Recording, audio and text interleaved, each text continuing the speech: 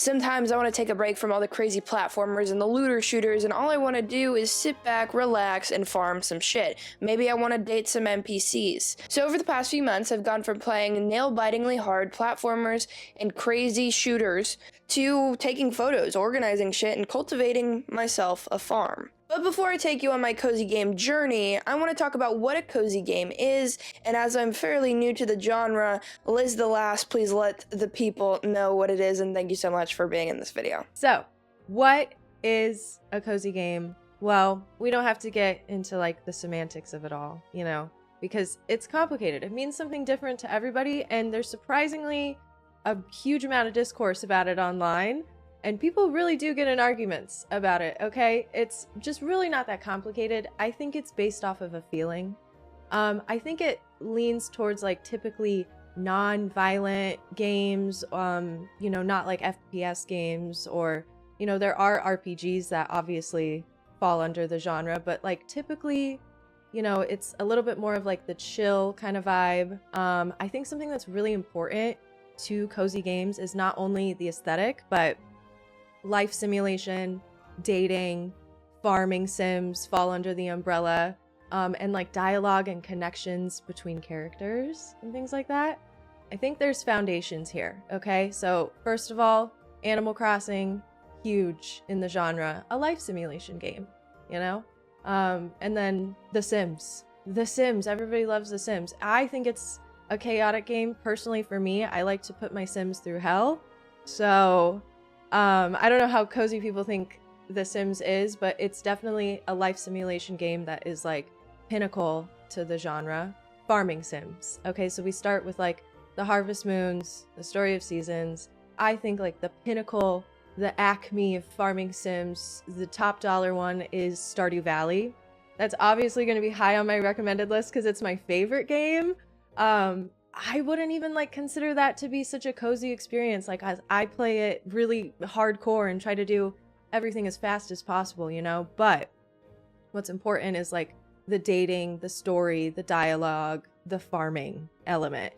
Something that falls under here that's like, you know, an RPG, Pokemon. I think Pokemon is also important to the genre because of like cutesy little art style, really like, you know, that kind of vibe.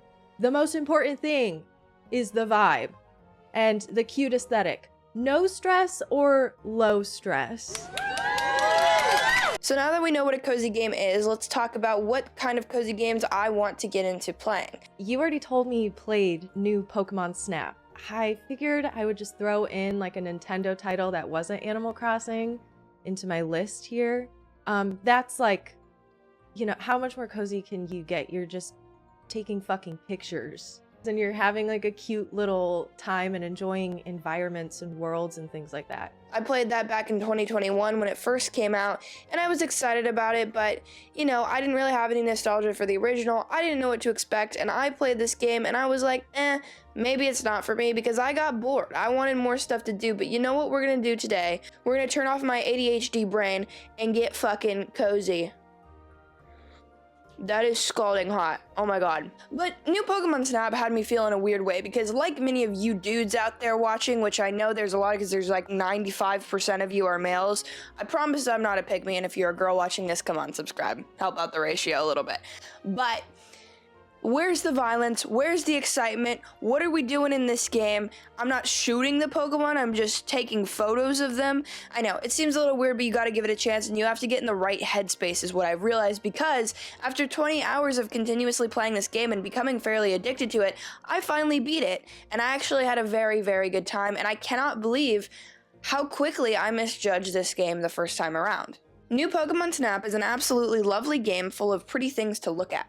You go around on these on-rails areas where you simply take photos of Pokémon in their natural habitat, and the goal is to gather as many photos of said Pokémon as possible in order to report those findings to the professor. But before we get too far into the next part of the video, I do want to give a huge shout out to our sponsor, Southern New Hampshire University. That's right, people, higher education is sponsoring the Josie Woe channel.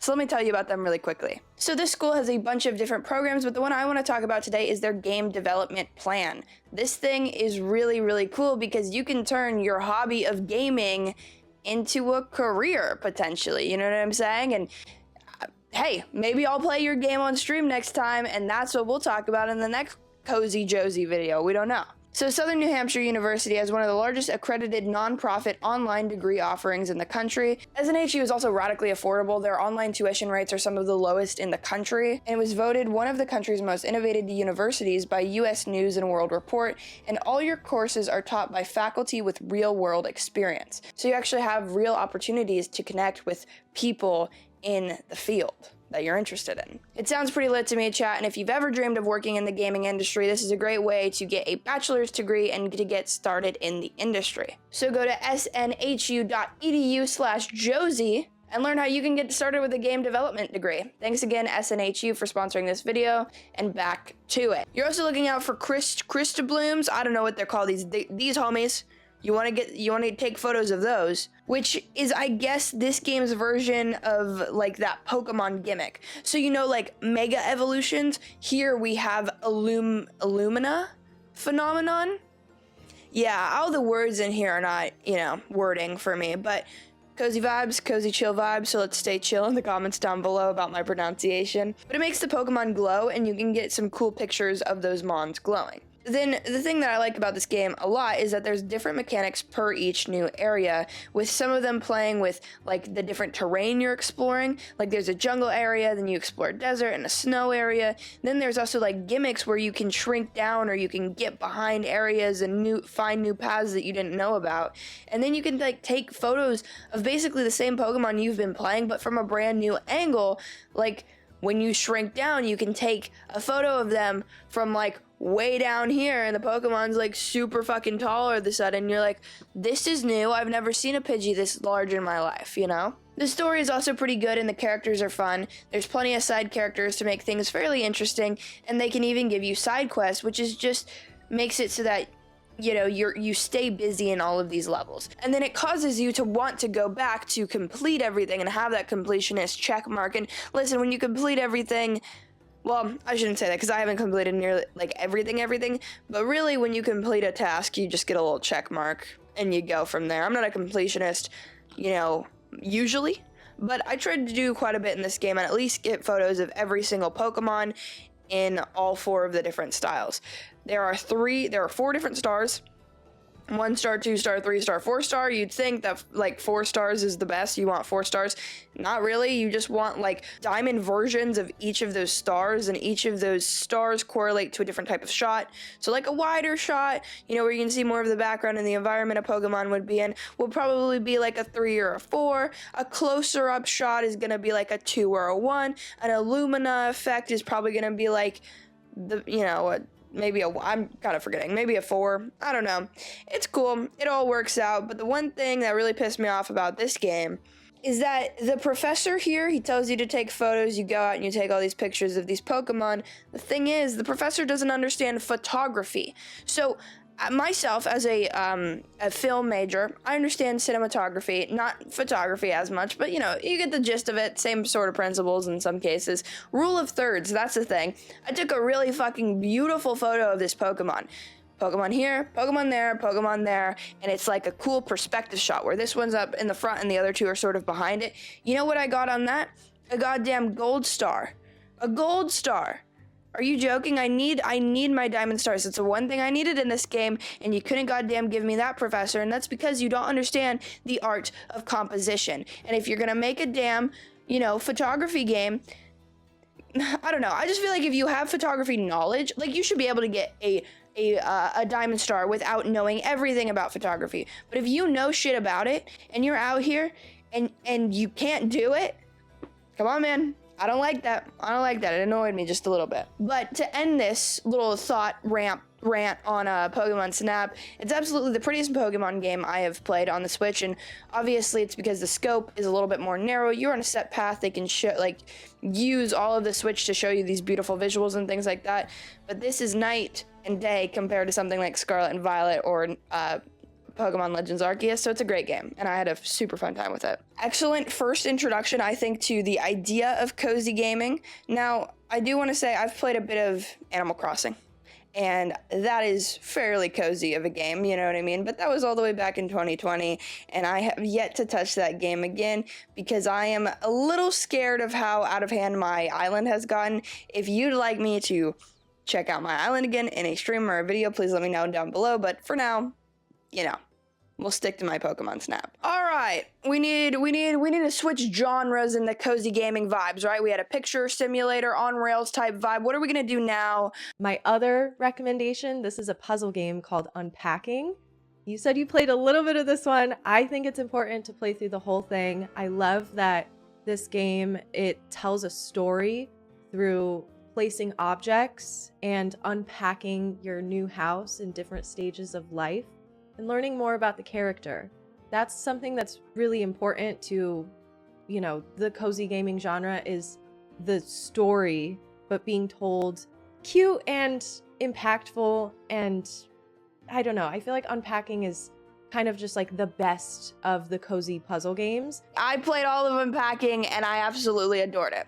Back a while ago, I had Game Pass, and you know, that was when I was first got my Xbox, and Game Pass is kind of a good call right when you first get one because there's so many different games you could play and like you can really get your money's worth. But after a while, it's just like, damn, I don't really need this anymore. So I had it for a long time. I downloaded Unpacking because I'd heard it was a really good game, and I played the first level where you simply unpack this little girl's room. And I thought it was cool, sweet, nice, whatever, moved on with my life. When you've got Game Pass, it's like, I don't even play for this game. I might as well just like check it out and move on. So that's what I did. But after hearing Liz last talk about how amazing of a game it was, I was like, damn, I really need to get going with this, and I need to, you know, lock the hell in, because apparently it's very, very cool. And she was entirely correct. This game is about 5 hours long, so it's a much shorter experience. So if you can ever get it on sale, I highly recommend it. Or if you are one of the, 10 people who does have Game Pass still, check it out over there because it is genuinely a very good game. But gameplay wise, you're simply just taking things out of boxes and placing them in whatever makes the most sense and looks the best to you.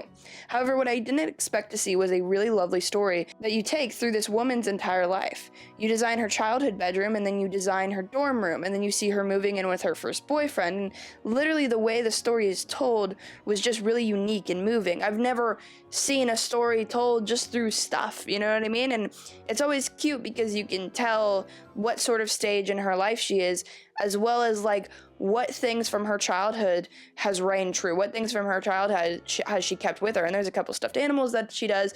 She's a gamer, and so it's really cool to just like set those kinds of things up and see what's going on with her. It was also weird because I was really rooting for a character whose face and demeanor and like everything I'd never really seen, and my only perspective of her was just all the stuff that she had.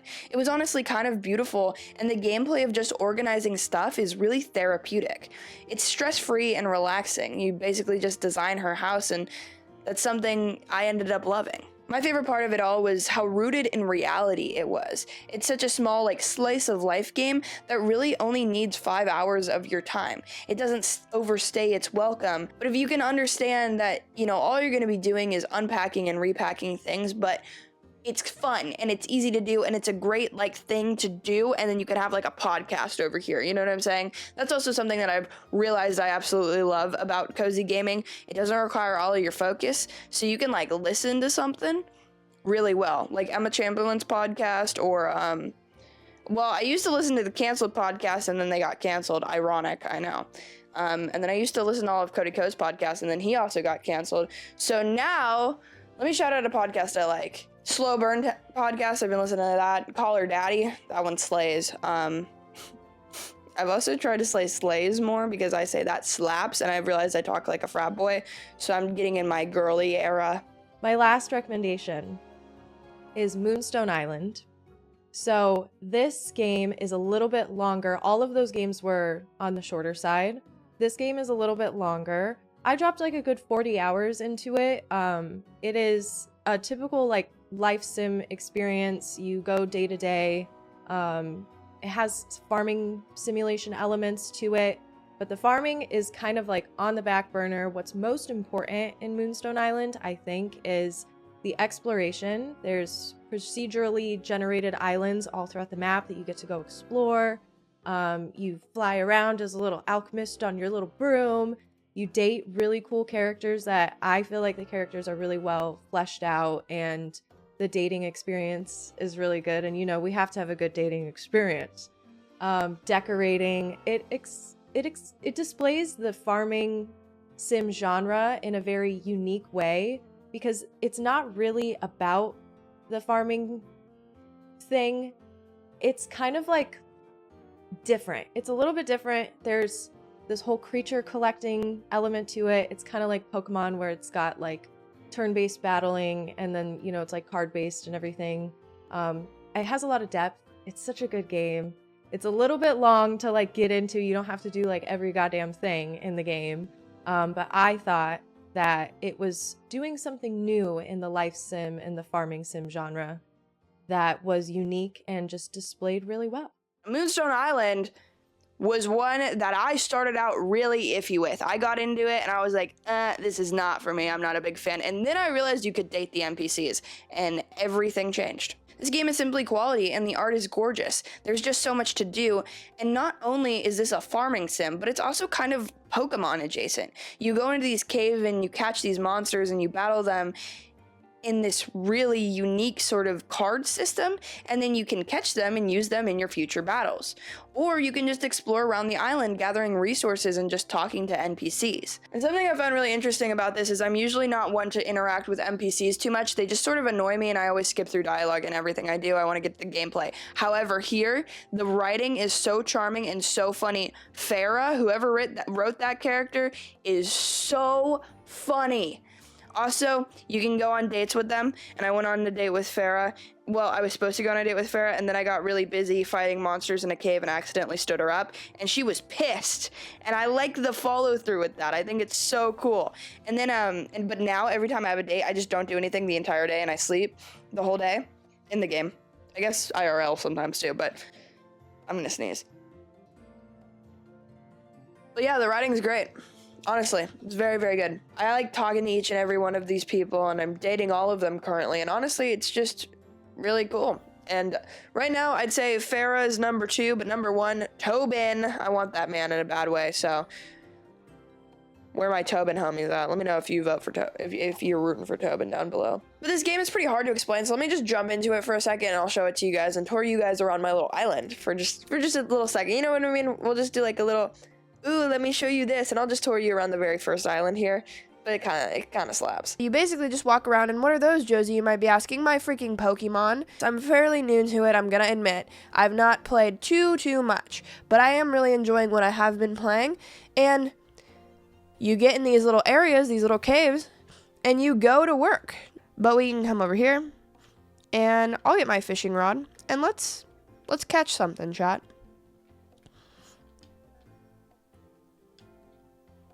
That looks promising. Now, my main complaint in this game is the fishing. I think it sucks. Like, legitimately, it's pretty bad. So we have to, like, keep this thing on this fish. But, like, I don't know. I don't love it. I really don't love it. There are my crops. We can water them. I'm not super big into the farming aspect of this game currently. Maybe someday I will be a little bit more into it, but, you know, right now it's just kind of, it's doing its thing. I have this little tree over here, and now we can go to our date. You see on the map over here that our date is over this way. This guy, I really like him, but he doesn't like to talk to me. Rowan. Oh, he doesn't even want to check. Oh, he liked it when I flirted with them, though. Hell yeah, Rowan.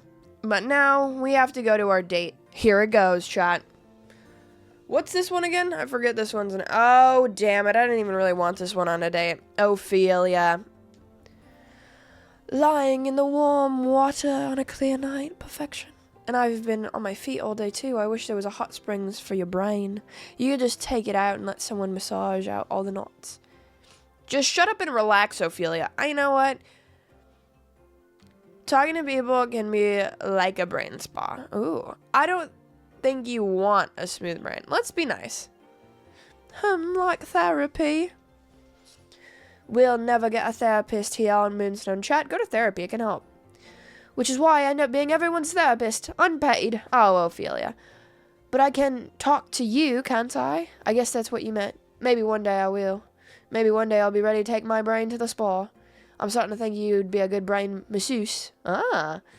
Giving her some Whoa! My bad.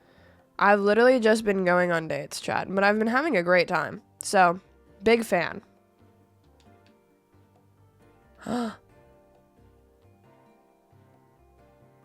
Whoa, we're in a dungeon, I think. Okay, let me show you guys fighting. We're gonna reduce his HP, or his shield. We're gonna hit him with a tackle. And we're gonna hit him with a torch. We got him. We got him. Welcome to the team, little dude. You see, you like feed them this little thing that catches them. You don't throw a ball at them because Pokemon's gonna sue you if you do that. But yeah, pretty lit. What the Sigma chat? A guardian? Damn it. So these are the battling. It's like a card deck battler, I guess you could say, but it's pretty good. And then once you break their shield, you can do a little bit more damage, you know? So it's pretty helpful. Sometimes they take a while, but this is a boss, or my first boss, really, and it's pretty cool. We should be able to kill him. Oh, maybe not. Blocked. Blocked.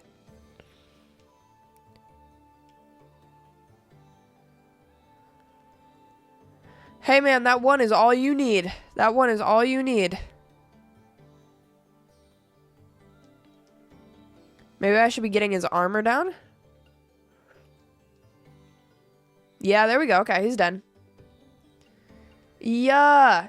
I actually cannot believe that my one guy died so quickly though. So he did not get any of those levels, which is a massive bummer.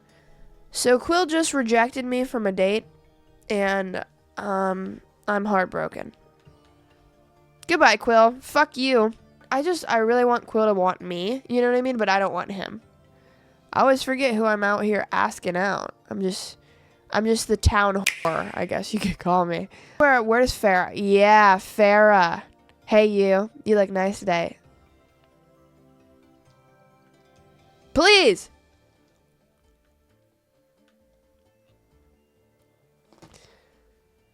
Ha! No way, I swear I was just about to ask you out. Well, I guess it works out perfectly then. Yes, it does. Let's do... Alright, I can do that. You're not friends with them enough to enter their bedroom? Can you woohoo? Now we get a date with this... You know, I was feeling really nervous before I got here, so I wrote a few conversation topics. So, I was just gonna break these out, and that way I won't feel as anxious about talking to you, okay? It's because I'm really hot. Question number 1. If we were NPCs in a video game, what do you think would be your loot if someone killed you? I knew you'd love that, Zed. I knew that was your thing. You're such a dweeb. Wow, how big are your pockets? That's a lot of stuff. You must be really strong to carry all that. I mean, you've got a really good physique, so... I mean, objectively. Next question. If you had a stamina bar... This guy wants to sleep with me. So lately, this game has been the one I play about as much as I possibly can. I have had no time recently, so I've tried. Played about once a week right now. It's just fun and charming, and it's sort of complex, but like in an Animal Crossing way, where you can really just make the game what you want. If you want it to be hard, if you want it to be about collecting resources, if you want to extremely play it, you can do that. Liz last talked about how she, plays Stardew Valley really, like hardcore. I just like to chill. I like to chill and date the NPCs in this game, and I feel like do what you want in these games. That's what's so cool about the cozy gaming genre as a whole. I feel it's just kind of chill. It's like, do what you want to do, vibe around, have a good time. That's the emphasis is on just like having fun, which I appreciate. And so over the past 6 months, I've been playing cozy games, 3 of them. I know it's taken a while. Trust me, I've had this video in the works for months, but I absolutely ended up loving every single bit of it. Before everyone leaves, go subscribe to Liz the Last. Obviously, she doesn't really need a shout out from me, but she sort of is the best YouTuber around. lately. I really love her videos, and I think you will as well. Especially even if you don't like cozy games that much, check out Pikmin. She did a video on Pikmin, slays. Cozy gaming is such a nice like subsect of the internet as well, because people are just so nice in those spaces and they're so chill, and it's been, you know, really cool to finally put out this video that I've spent hours and hours and hours working on, and I'm hoping and praying that people like it. I don't know. My hardcore platformer and, you know, adventure game persona might be tarnished now. I still like those games, obviously, but I think variety is the spice of life, chat. So if you're interested in cozy games, let me know which ones you're checking out down in the comments below. If you like the video, drop it a like, subscribe to the channel, check out those videos, bangers, if I was a good time. I will see you over there.